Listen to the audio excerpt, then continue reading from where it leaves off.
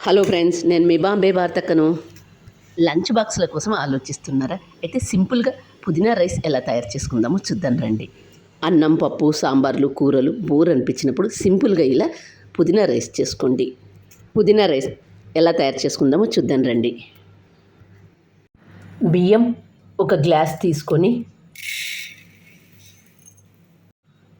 బియ్యాన్ని ఒకసారి శుభ్రంగా వాష్ చేసుకుందాం. వాష్ చేసుకున్న బియ్యంలోకి ఒక గ్లాస్ బియ్యానికి 2 గ్లాసుల నీళ్ళు తీసుకుందాం.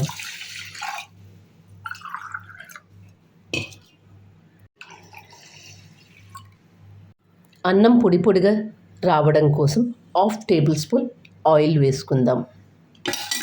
మూత మూసి గ్యాస్ ఆన్ చేసుకొని కుక్కర్ పెట్టుకోండి. కుక్కర్కి 2 విజిల్స్ వచ్చిన తర్వాత గ్యాస్ ఆఫ్ చేసుకోండి. నా ఛానల్లో పుదీనాతో చేసుకున్న ఐటమ్స్ చాలా ఉన్నాయి, కింద లింక్ ఇస్తాను, చూసి చేసుకోండి. పులిహోర, లెమన్ రైస్, వాంగీ బాత్ ఇలాంటివి చేసుకునేటప్పుడు అన్నం పొడి పొడిగా ఉంటే బాగుంటుంది. కుక్కర్కు 2 విజిల్స్ వచ్చిన తర్వాత గ్యాస్ ఆఫ్ చేసుకొని కుక్కర్ పక్కన పెట్టుకోండి. కుక్కర్కున్న ఆవిరంతా పోయిన తర్వాత మూత తీసి చూద్దాం. చూడండి, అన్నం ఎంత పొడి పొడిగా ఎంత బాగా వచ్చిందో. తినేటప్పుడు 1 స్పూన్ నూనె వేసుకోవడం వల్ల అన్నం చూడండి ఎంత పొడి పొడిగా వచ్చిందో.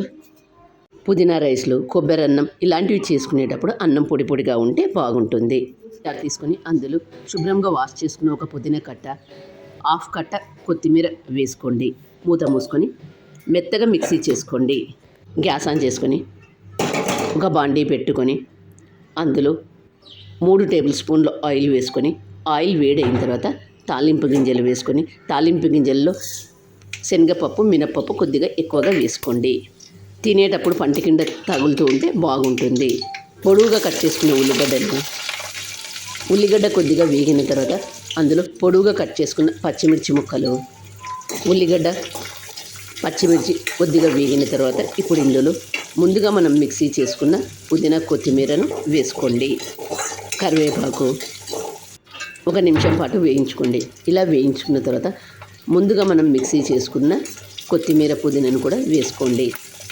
వేసుకున్న తర్వాత ఇందులో ఉండే పచ్చివాసన పోయేంత వరకు బాగా వేయించుకోండి.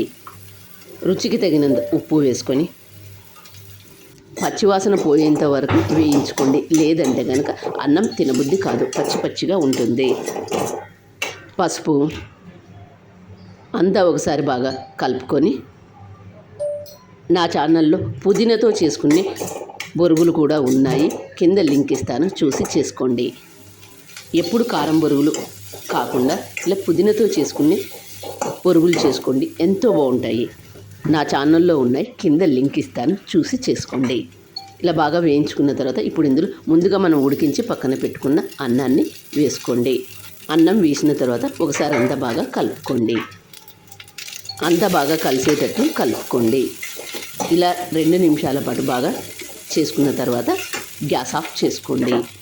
లంచ్ బాక్స్లకు పెట్టేటప్పుడు రైస్ ఐటమ్స్ ఎప్పుడే కానీ కొద్దిగా చల్లారిన తర్వాత మాత్రమే పెట్టండి, లేదంటే వాళ్ళు తినే టయానికి పాడైపోయే అవకాశం ఉంటుంది. కాబట్టి కొద్దిగా చల్లారిన తర్వాత మాత్రమే లంచ్ బాక్స్లకు పెట్టండి.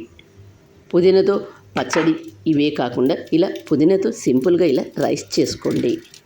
పుదీనా రైస్లోకి రైతా సర్వ్ చేసుకుని తింటే ఎంతో బాగుంటుంది. మీరు కూడా తప్పక ట్రై చేయండి. మరి మీకు ఎలా వచ్చిందో నాకు కామెంట్ చేసి చెప్పండి. నా ఛానల్ కొత్తగా చూసేవాళ్ళు సబ్స్క్రైబ్ చేసుకోండి. మరొక కొత్త రెసిపీతో మీ ముందుకు వస్తాను. వీడియో నచ్చినట్లయితే ఒక లైక్ వేసుకోండి. మీరు ఇచ్చే ఆ లైకే మాకు ఎంతో ప్రోత్సాహాన్ని ఇస్తుంది.